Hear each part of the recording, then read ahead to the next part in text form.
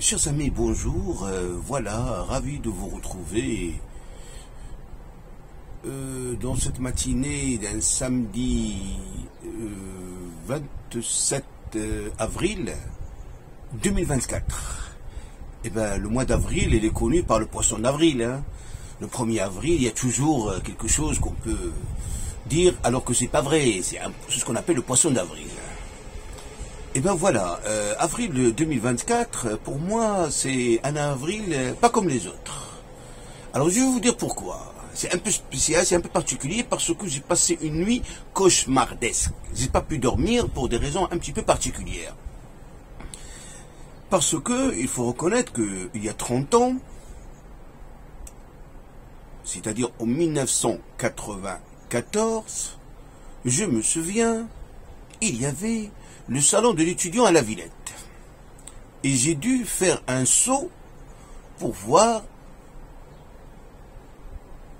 les institutions et les universités, les instituts, les écoles où on pourrait préparer un diplôme de 3e cycle pour une double compétence. C'est vrai que j'ai fait des études en électronique, l'électrotechnique, l'automatique. J'ai fait aussi de la métrologie. Tout ça, ça a été dans des universités bien connues de l'Hexagone. Je ne vous cache pas que je suis un ancien élève de Monsieur Jacques Hervé. Jacques Hervé, c'est un professeur qui a édité les 2 livres de traitement du signal, tome 1 et tome 2 de l'édition Masson. Et je suis un ancien élève aussi de Monsieur Robert Kermer, qui demeure en paix là où il est, et qui était à la fois le responsable de la licence et de la maîtrise d'électronique, électrotechnique et automatique à l'université de Provence Aix-Marseille 1, et qui était aussi bien professeur d'une partie du programme de 2e année, à savoir les semi-conducteurs. Et je suis un ancien étudiant de M. Alain Deville qui a marqué par ses ouvrages des manuels qui sont très très intéressants dans l'édition Ellipse, sur les filtres, sur le traitement du signal, les amplificateurs, etc. Et ils ont été en 2005, je crois. Bon, sauf que à l'époque où j'étais étudiant, il n'y avait pas ces bouquins, il n'y avait que ces cours qui sont des cours de très très grande qualité. Alors, il faut savoir que j'ai décroché une licence, une maîtrise, j'étais à l'Institut national polytechnique de Lorraine à Nancy pour préparer un diplôme d'études approfondies, c'est-à-dire que j'étais toujours présent ici en France avec un statut étudiant. Sauf que, en 1993, il y avait les élections législatives. Le président de l'époque, qui demeure en paix là où il est, M. François Mitterrand, il a trouvé que son parti politique n'a pas gagné les élections législatives. Donc, il y avait ce qu'on appelle une alternance, ou bien une cohabitation. Ça veut dire le président est de la gauche, et le gouvernement est de la droite.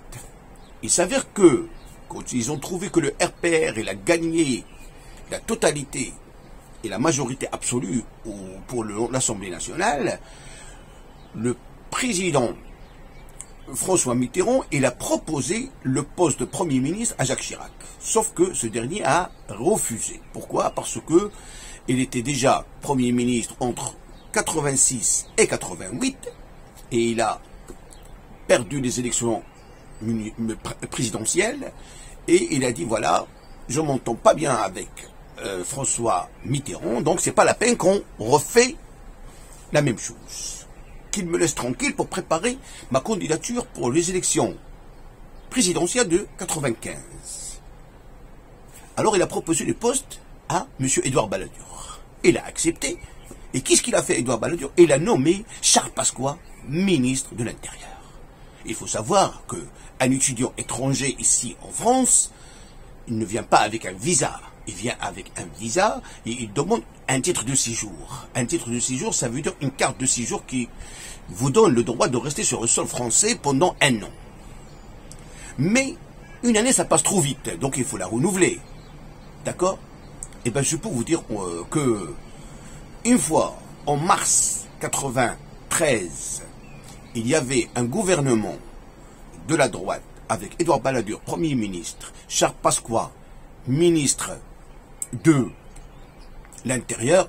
Je peux vous dire que les étudiants étrangers, surtout les étudiants issus des pays de la seconde zone et des pays du tiers-monde, ils ont passé des nuits cauchemardesques. Ils ne dormaient pas parce que on va à la préfecture. À l'époque, il n'y avait pas Internet. Hein. Il faut faire la queue.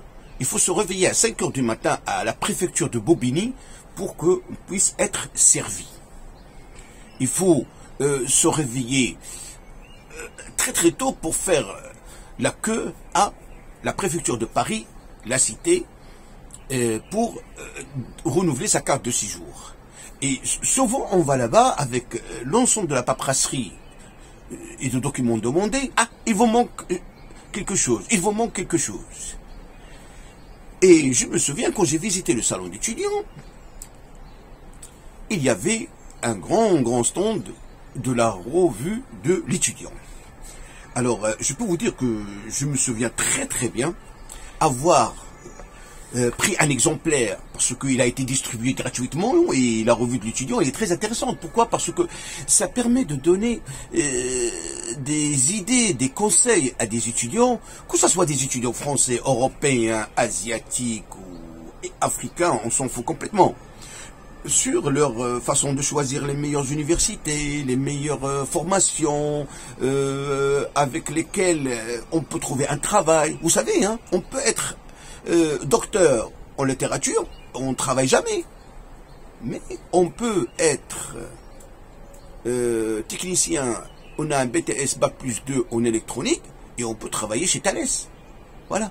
Il y a quelqu'un qui a fait Bac+2, il travaille facilement chez Thales. Et il gagne bien sa vie. Alors que l'autre, il a fait un doctorat Bac+7 et malheureusement, il ne travaille nulle part.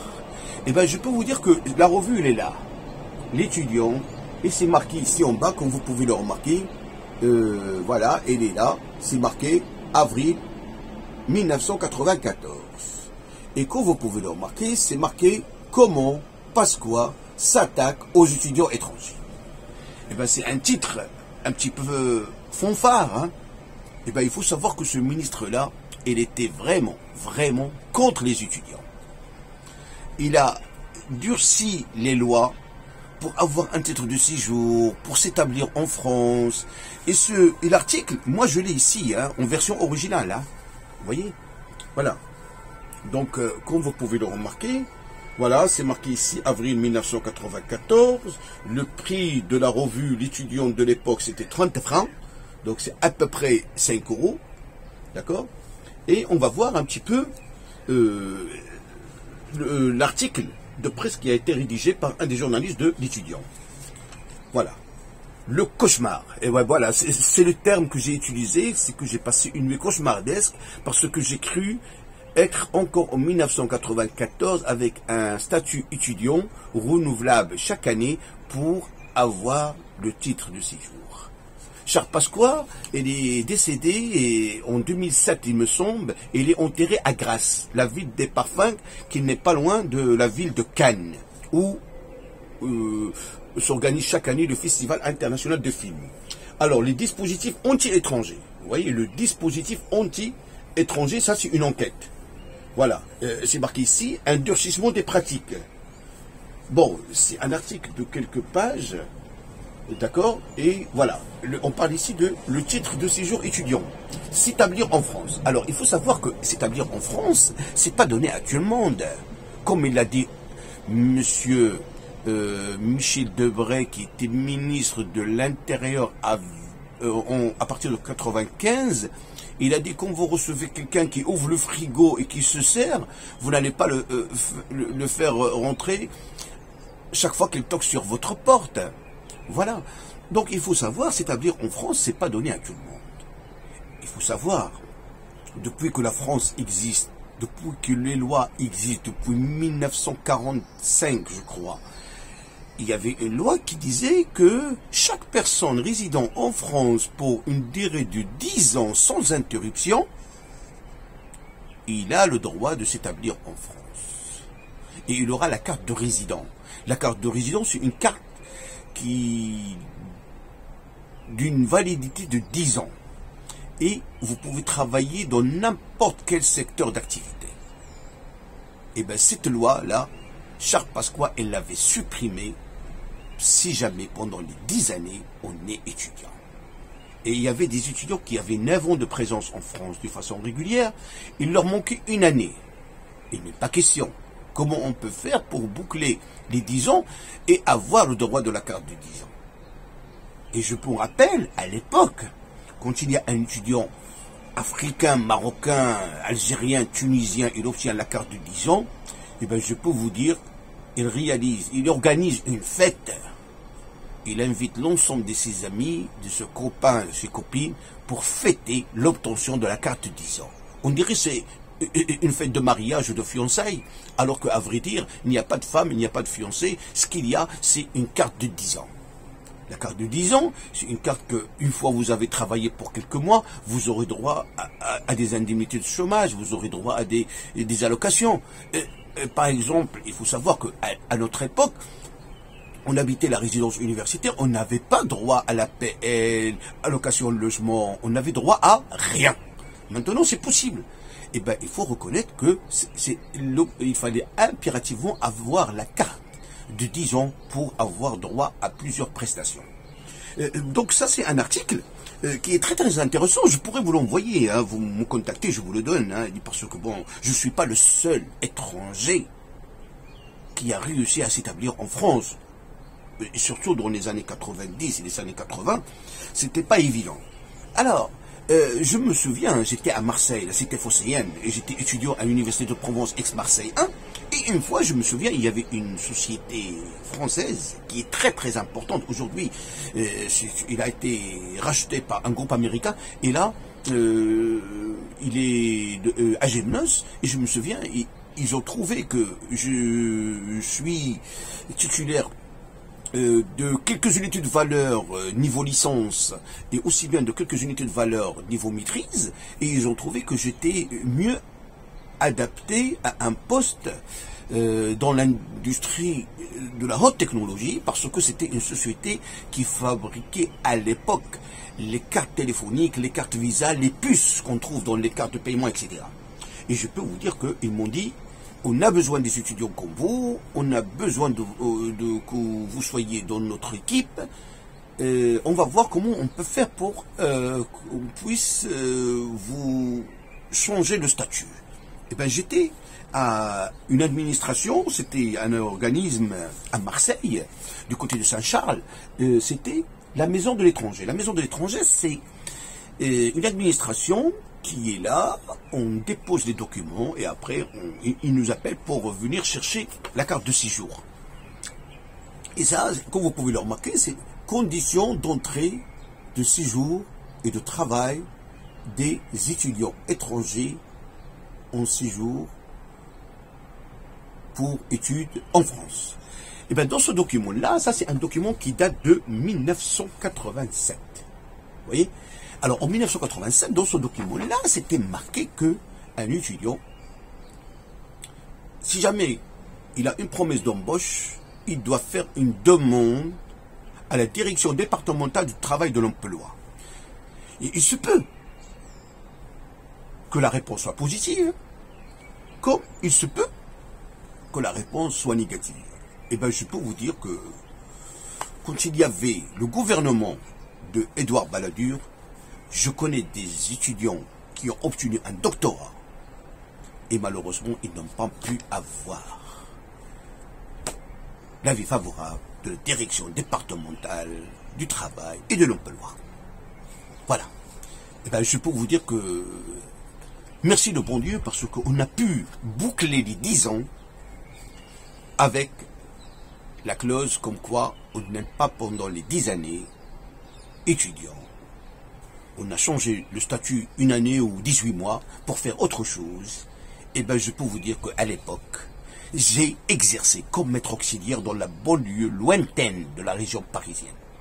Il fallait prendre le premier métro, il fallait prendre le premier train à Saint-Lazare pour être dans un lycée professionnel à Chars. Chars, c'est dans le Val d'Oise. On rentre par le portail de l'établissement, on allonge le bâtiment du lycée, on a les ateliers et il y a une porte derrière. Une fois qu'on ouvre cette porte, on se retrouve en province. Eh bien, il faut avoir l'énergie et le courage de le faire. J'ai enseigné dans le 93, j'ai enseigné dans le Val d'Oise, j'ai enseigné au lycée Virginis à Massy. Tout ça, c'est parce que j'ai les qualités à l'époque. Et si je dis que j'ai les qualités, parce que c'est marqué dans un de mes rapports d'inspection. Monsieur Bonjacourt a toutes les qualités pour enseigner. Et entre-temps, quand j'ai obtenu la carte de 10 ans, quelques années plus tard, j'ai demandé ma demande de naturalisation et j'ai été déclaré par décret. Je me souviens, j'ai connu une personne qui était, comme moi, professeur dans un lycée, et je l'ai perdu de vue. Un jour, je l'ai rencontré à l'aéroport d'Orly. Je lui ai dit, bonjour monsieur, comment allez-vous, ça va? Je lui ai dit, alors, vous êtes dans quel lycée? Il m'a dit, je ne suis plus à l'éducation nationale, je travaille pour un organisme. Un organisme, il m'a donné sa carte de visite. Sur sa carte de visite, c'était marqué Premier ministre. J'ai dit, ah bon, vous travaillez pour le Premier ministre? Il m'a dit, je ne le vois jamais. J'ai dit, oui, mais monsieur, le Premier ministre, c'est lui qui signe les décrets de naturalisation. Je crois que je vais demander la nationalité française et j'aimerais bien avoir votre appui parce que vous me connaissez. On a partagé la même tâche et on était tous les deux des enseignants dans le même établissement. Il m'a dit, oui, mais d'accord, ben vous passez me voir. J'ai pris rendez-vous avec le monsieur. Il m'a reçu ici du côté de Saint-Michel. Je lui ai dit, voilà, j'ai l'intention de demander la nationalité française et j'aimerais bien avoir une lettre de recommandation. Je ne vous cache pas que j'ai des lettres de recommandation de plusieurs proviseurs qui ont apprécié à l'époque mon sérieux et j'aimerais bien avoir une lettre de recommandation de votre part parce que vous dépendez du Premier ministre. Je lui ai dit, oui, mais il m'a dit, oui, mais pourquoi vous n'êtes pas marié avec une Française? Pourquoi vous n'êtes pas en concubinage avec une Française? Pourquoi? J'ai dit, monsieur, d'abord, il faut assurer un salaire pour fonder une famille. Je ne suis pas le type qui est venu en France, il a fait ses études, le premier jour, il s'est rendu à l'amphithéâtre, et il a trouvé que c'est très compliqué, c'est très dur, et il ne va jamais y arriver. Et le soir même, il était dans une boîte de nuit, il a dansé dans la boîte de nuit, il a dragué une minette, voilà, et 9 mois plus tard, il a eu un bébé, et même s'il n'y a pas un acte de mariage